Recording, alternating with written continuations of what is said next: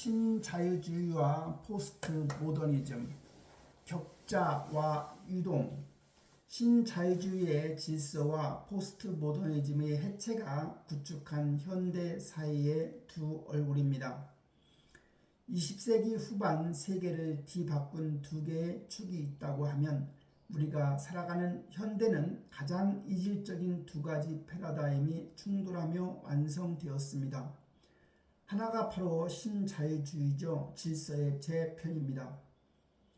물질적 경제적 차원의 지배 논리이죠. 이윤과 적자 생존을 향한 고도로 규격화된 경쟁의 격자를 구축한 겁니다. 포스트 모더니즘은 해체와 폭발이지요. 정신적, 문화적 차원이 해방 논리입니다.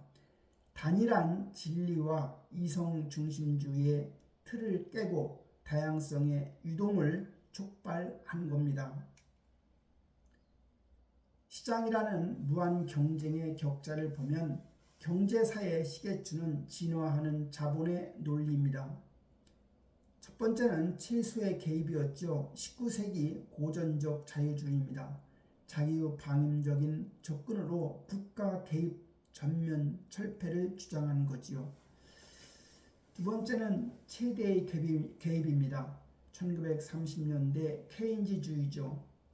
경제 대공황이 발발하면서 유유수요 이론이 부상되고 국가 주도의 적극적 사회 정책이 개입되게 됩니다. 개입의 재편입니다. 1970년대 이후에는 신자유주의와 시카고 학파가 등장하게 됩니다.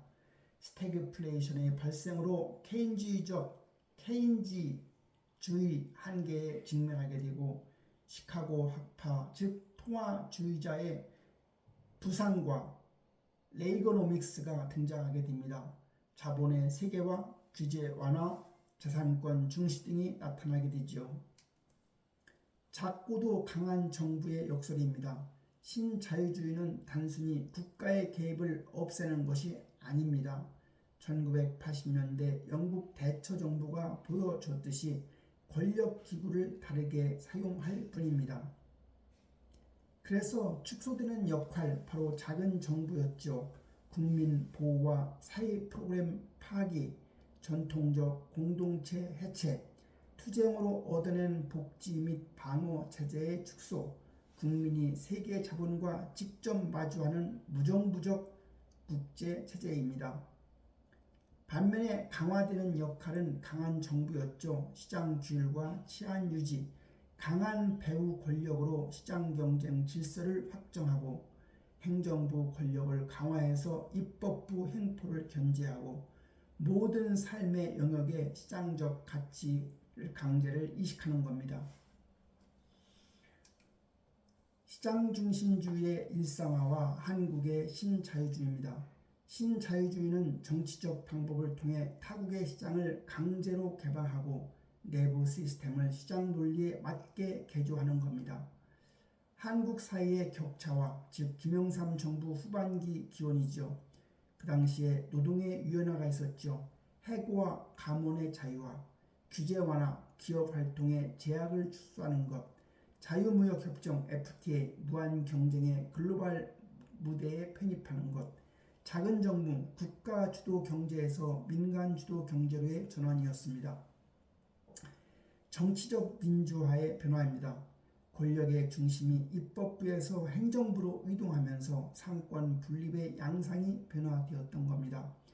보편적 평등이나 대중의 경제권, 즉 경제민주주의보다 절대적 경제적 합리주의가 최우선 가치로 격상되게 됩니다. 합리주의의 그늘, 적자 생존과 민주주의의 훼손입니다. 철학적 기반은 사회 진화론에 근거하고 있습니다. 하버트 스펜서의 적자 생존설을 차용하는 것이고 우수한 자만이 살아남아 사회를 진화시킨다는 논리이지요.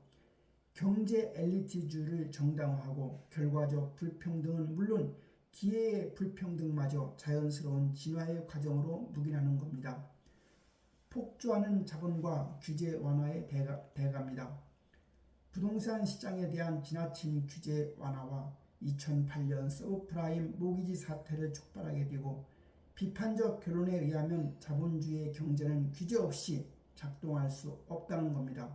모두가 선의와 공익정신을 가진 것이 아니기에 행동을 제한할 규칙과 착한 행동을 강제할 주체가 필요하다는 거지요. 패권적 자유무역과 자본의 양극화입니다. 세계화의 바람은 모두에게 공평하게 불지는 않았습니다. 자본시장의 자유화는 구조적 불균형을 낳았고요. 선진국의 위선입니다. 개발도상국에는 완전한 자유무역을 강요하였고 정작 자신들은 완벽한 자유무역을 이행하지 않았다는 겁니다. 1990년대 초반에 미국은 축적된 이화와 고정자본을 바탕으로 한 10년간 막대한 경제적 호황을 독식하였습니다. 개발도상국의 경제 불안정입니다. 바로 이로 인해서 재정이 악화되었죠. 관세 세입 감소로 인하 교육이나 의료, 사회 간접 자본 등 필수 분야 지출이 급감되었습니다. 거품 경제였습니다. 단기성 투기 자본의 유입으로 주식이나 부동산 시장이 거품이 형성되게 되었죠. 결과적으로 거품 분기 시 국가 경제의 극심한 불안정 및 구조적 빈곤을 고착화시키게 되었습니다. 두 번째는 해체와 다양성의 폭발인 포스트 모더니즘의 태동입니다. 바로 거대 서사의 붕괴이죠. 포스트 모더니즘은 모더니즘의 이성 중심주의며 합리성, 객관성 그리고 19세기 실증주의와 계몽사상에 대한 근본적 회의에서 출발한 겁니다. 균열을 만든 시대적 동력입니다. 1960년대 미국과 프랑스 중심이었죠. 사회적 저항으로는 2차 세계대전의 참상, 여성운동, 흑인 민권운동, 학생운동 등이었고 철학적 전환은 사실주의와 모더니즘에 대한 반발이었으며 포스트 구조주의의 영향을 받았지요. 경제 기술적 환경으로는 후기 자본주의가 도래하고 방송 매체가 성장하고 교통통신의 혁신과 세계화입니다. 기술과 소통의 혁신은 우리를 단일한 실체로부터 분리시켰고 문화적 다원론과 중심이 사라진 세계 사회를 창조했던 겁니다.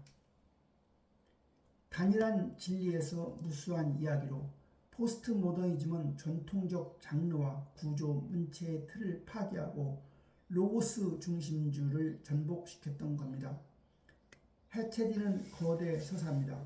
모더니즘이 추구했던 정치적 해방, 철학적 사변, 진보는 절대적 진리가 아닌 단지 하나의 큰 이야기일 뿐임을 선언하게 됩니다. 칸트가 주장한 순수 이성이 만들어낸 이념의 실현 불가능성이 입증된 겁니다. 피어나는 미사의 서사입니다. 일률적인 통제를 거부하고 극단적인 다양성을 강조하게 되지요. 중심이 해체되고 주변부가 수많은 목소리가 각자의 의미를 획득하게 됩니다. 진단 테이블입니다. 모더니즘과 포스트 모더니즘입니다. 모더니즘은 추구하는 가치가 이성과 합리성과 객관성과 단선적 진보였다면 포스트 모더니즘의 추구하는 가치는 회의주의, 다양성, 다원론, 파편화입니다. 모더니즘이 권력과 구조가 중심부, 헤게모니 유지, 유익의 질서였다고 하면 포스트 모더니즘은 주변부였고 로고스 전복, 중심의 상실이었습니다. 모더니즘의 진리의 형태가 거대 서사, 실체 이데아라고 하면 포스트 모더니즘은 미시 서사와 거짓과 상대성입니다. 모더니즘의 철학적 뿌리가 계몽사상과 실증주의, 실제주의였다면 포스트 모더니즘은 구조주의의 분기, 포스트 구조주의라 할 수 있습니다. 일상으로 스며든 해체의 미학, 예술과 대중문화입니다. 철학에서의 전복은 대중예술로 이어져 작가 의주의 예술에서 벗어나서 관객과 독자의 능동적 참여를 이끌어냈습니다. 미술과 매체, 고상함과 파악입니다. 미술의 대중화, 팝 아트와 비디오 아트가 등장하게 되고 예술과 상업 일상의 경계가 붕괴되었습니다. 음악입니다. 새로운 목소리, 즉 랩 장르가 발생된 거고, 전통적 멜로디의 틀을 깬 리듬과 텍스트의 파격이었죠. 저항과 변방의 목소리, 즉 주류화가 이루어진 겁니다. 문학입니다. 능동적 독자의 탄생이죠. 장르의 벽, 악화와 및 전지적 작가 시점의 분기가 이루어졌고, 다양한 시점 선택으로 현실감이 증대되었으며, 여운을 남기는 열린 결말로 독자의 상상력과 능동적 읽기를 유도했던 겁니다. 현대성의 두 얼굴입니다. 경제적 억압과 문화적 해방의 공존입니다. 우리가 사는 21세기는 이질적인 두 사상이 톱니바퀴처럼 맞물려 완성된 거대한 모순의 공간입니다. 하나는 신자유주의, 즉 육체와 생존을 지배하는 신자유주의로 경제적 합리주의와 적자 생존, 무한 경쟁과 규격화된 시장 질서 속에서 개인은 자본의 보호 없는 치열한 생존 게임을 강요받게 되었습니다. 포스트 모더니즘, 즉 정신과 문화를 해방하는 포스트 모더니즘은 절대 진리의 해체와 다양성이며, 반면에 문화와 사상은 그 어느 때보다 파편화되고 다원화되어 개인의 고유성과 다양한 서사가 존중받게 되었습니다. 경제는 고도로 자본화되고 경직되었으나 사상은 끝없이 해체되고 유동화하는 사회입니다. 이 격자의 유동의 팽팽한 긴장이 바로 현대를 읽어내는 가장 정확한 프레임이라 할 수 있습니다.